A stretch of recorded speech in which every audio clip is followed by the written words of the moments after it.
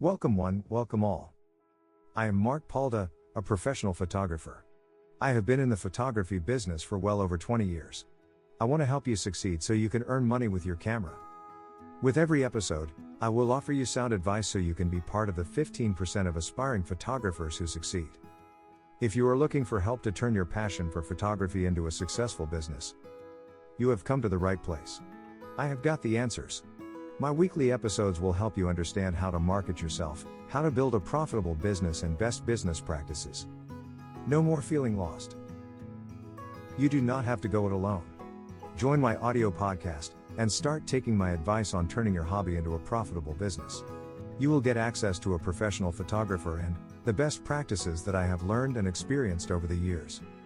If you have questions along the way, definitely email me. mark@markpaulda.com. You are also invited to join my photography success text community. Send me a text. 915-226-0959. If you are outside the United States, be sure to include +1, the United States country code. Let's get started. How to become a confident photographer. Who does not want to be a confident photographer? Every photographer wants to be. In a way, having confidence allows you to take better photos because you are focused more on being creative, rather than criticizing yourself. Because each photographer is different, the length of time it takes to develop confidence is also different. For some, it might take a few days. For others, it may take years. If we went back to the time when I started learning photography, you would notice one thing about my shots: they did not include people. I remember going on a week-long vacation, taking my new camera with me, and all I took were landscapes, trees, clouds, artifacts and ornaments and other inanimate objects. It was not that I did not want people's subjects, it was simply a case of a lack of confidence.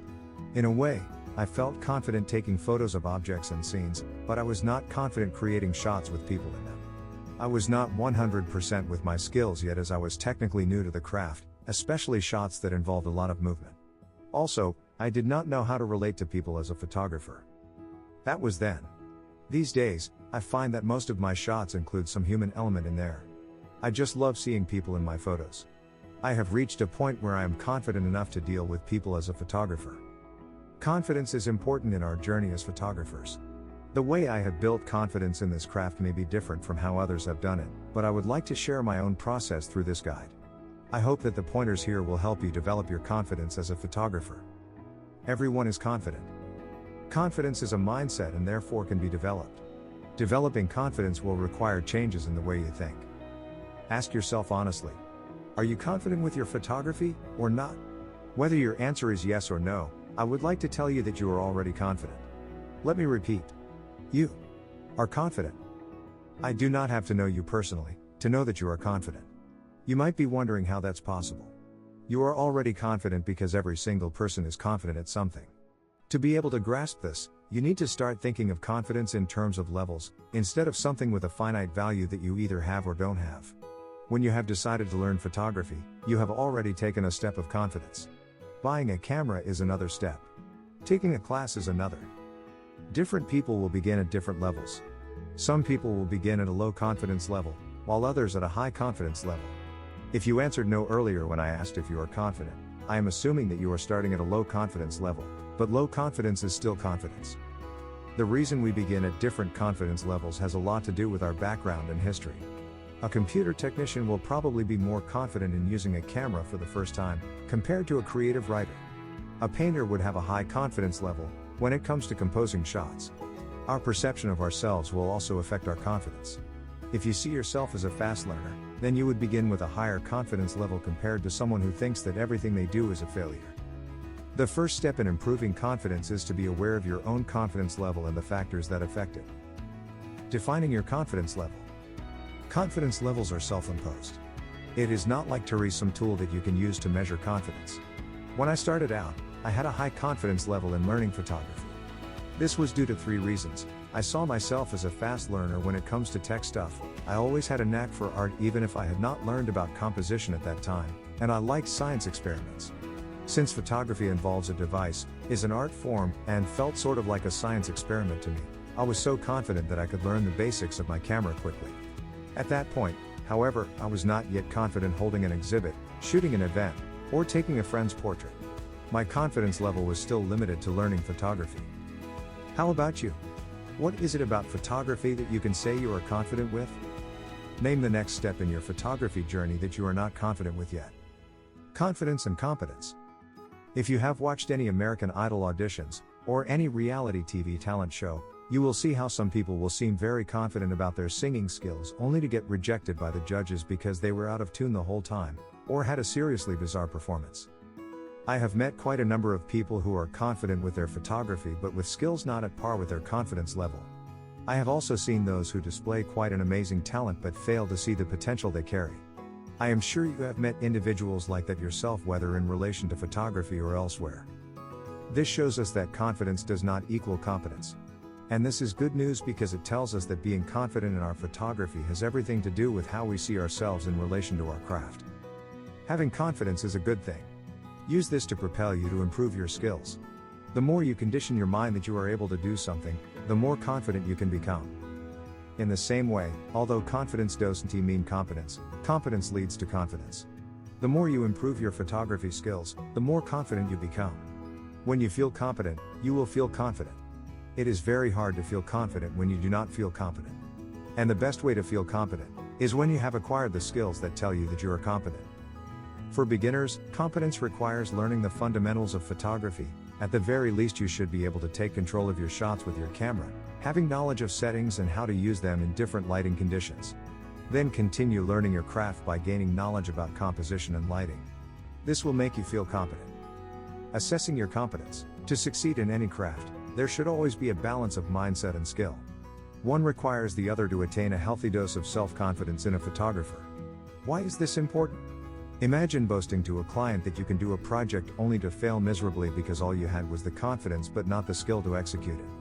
This is an unhealthy kind of confidence that may backfire when real skills are required. Remember the American Idol example. This is why seeing confidence in terms of levels is helpful in gauging where you truly are in your photography.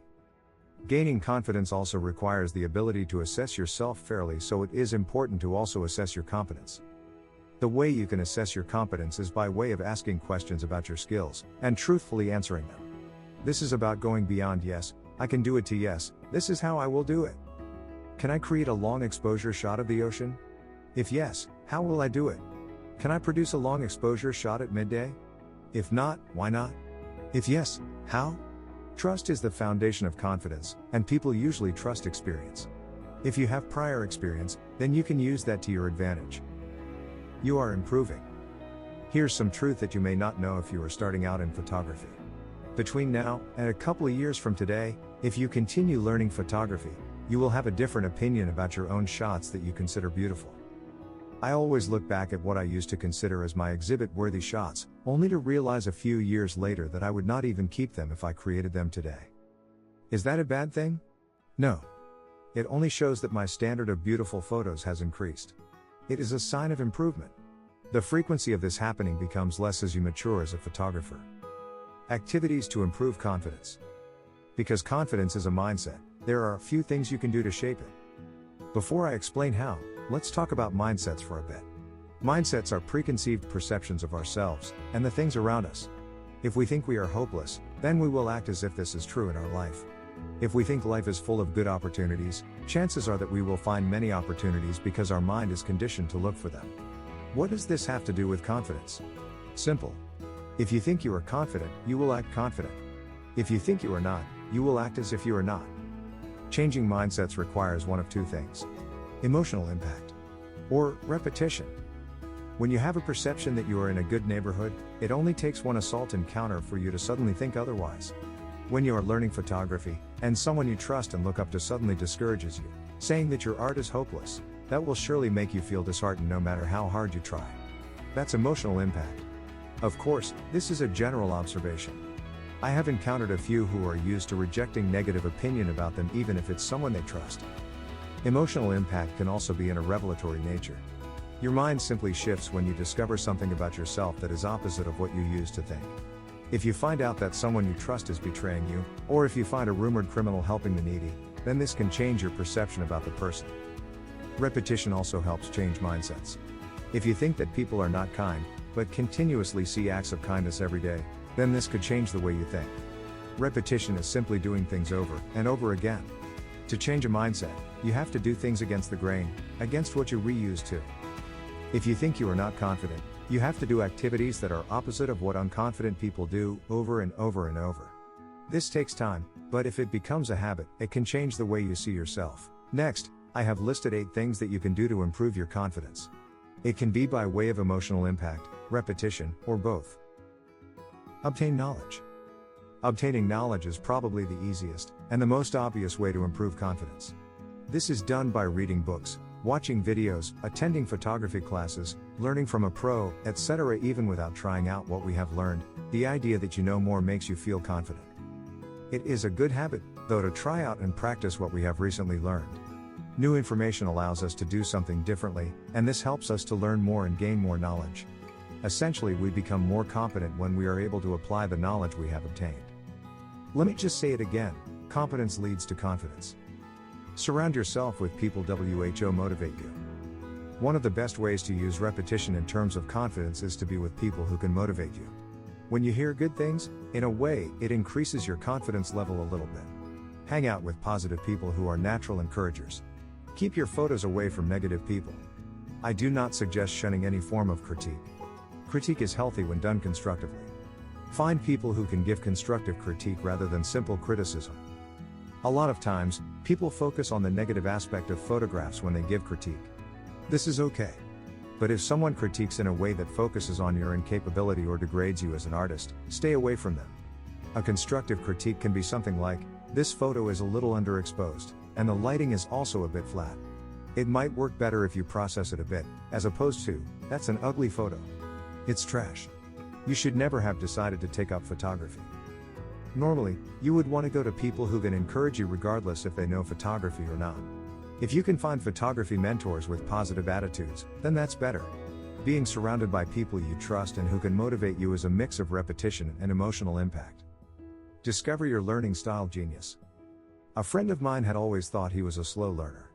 He had this mindset because he did not think he had the ability to memorize or easily grasp technical concepts. But because he had a friend who knew about learning methodologies, he no longer thinks that. He has gained confidence in herself because he saw that he was actually good at learning a certain way. How did I do it? I asked him to tell me why he thinks he was a slow learner, and he enumerated the reasons to me. Back when he was still studying, when a teacher explained something, most of the time he would not understand it. When he needed to memorize a portion of a textbook, he could not. When he is reading a philosophical quote, he finds it hard to grasp. Although I am not a psychologist, my experience with coaching and adult learning tells me that his strength does not lie in that kind of learning. I would like to think it is because he naturally gets bored with those things. He does not learn best that way. Then I asked him, when you need to learn a dance move, do you quickly get it? Because I have observed that he dances well. He said yes. He could easily follow along when someone was dancing. How is that possible? It is because his learning style genius is in his artistic motor skills. For him to learn, it has to be something that is demonstrated to him, and he can physically try on her own. You do not have to hold his hand while doing it. He can figure it out on her own just by watching. He can also memorize things if it involves music, dance, or anything physical. He learns fast when it is something that taps into her right brain, the side of the brain that is responsible for creativity, intuition, and imagination. He has also been doing some phone photography on his own without my help, and I can see that he has a natural intuitive skill in composition. After telling my friend all this, he had an aha moment and his face lit up. Something in his mind shifted. I asked him a couple days after that if he still feels he is a slow learner, and he smiled and said, "No, I learn fast." My friend now feels more confident about himself. It only took one moment to change the way he thought about himself. It is a mindset shift by emotional impact. Nowadays, when he is having difficulty learning something, he finds a way to learn it using his own learning style genius. When you focus on a learning style that is not your own, you will feel incompetent. Learn it before the shoot. Here is a tip that can help boost your confidence. Your success lies in your ability to prepare. For me, preparation looks like replicating the shots through practice shoots so that I will feel confident enough in the actual paid gig. I will do this until I know I can do it perfectly. Serious landscape photographers oftentimes survey their location hours, or even days before they actually intend to shoot. Yours can look different, but here are some things you can do. 1. Assist in another similar photo shoot. 2. Become an apprentice of a professional photographer specializing in that genre. If you need to shoot food, then apprentice for a professional food photographer. 3. For weddings and events, attend similar events. If you can, offer to assist or shoot as a second or third photographer. There will not be a lot of pressure compared to being the primary photographer. 4. Survey the location, assess the lighting situation, and look for backdrops prior to the event date. 5. Study tutorials and practice what you learn. If a friend asks you to take her daughter's portrait, look for a comprehensive guide on portraiture like The Art of Portrait Photography book. 6. Prepare for the worst. Consider the possibility of things going wrong. A broken camera, rain during the event, corrupted media cards, etc. Set short-term skill goals. I am a big fan of setting goals. Goals can help propel you into the next level. It gives you a target to follow, and a tool to gauge what you have accomplished. It is a good way to motivate and boost confidence both by repetition and emotional impact. Most people are wired to set goals. Just ask anyone what they want to accomplish and almost everyone can think of something to achieve or acquire. Since this is not a guide on goal setting, we will not cover the details on how to set a goal. But, I urge you to think of goals or objectives that focus on improving your photography skills. Make them realistic and achievable in the next 1 to 3 months. Short-term goals work best when learning crafts and doing projects. Let's say you're a photographer who wants to become a professional in the portrait genre. Depending on your skill level, your 3-month goal can include being able to get off the auto settings and use manual settings, accomplishing at least 3 portrait sessions with friends or family, learning about several lighting setups, or being able to retouch portraits using Lightroom. After 3 months, whether or not you have completed your goal, look back and compare before and after photos of what you have achieved. I am pretty sure you will have accomplished a lot. This will give you a boost in your confidence. Learn the body language of acting confident. It is hard to be friendly with people and feel negative about life. In the same way, being confident requires acting confident. It is not a fake it till you make it concept. Remember, try to match your confidence with your skill. You do not have to pretend you have the skill when you do not, but do not put yourself down either. Conduct yourself in a manner in which it looks like you have some respect for yourself. Relax your shoulders, and lift your chin up. Look forward when you are conversing with people. Look them in the eye like you would a friend. You may not be used to it now, but you will get the hang of it over time. Have you ever observed how confident people act? Take some time to watch people at a library, coffee shop, or just at the park. Try to guess which ones are confident based on their body language. Observe quiet ones and see which of them are shy, and which are confident. Take note of your observations. Commit to teaching someone with a lesser skill level.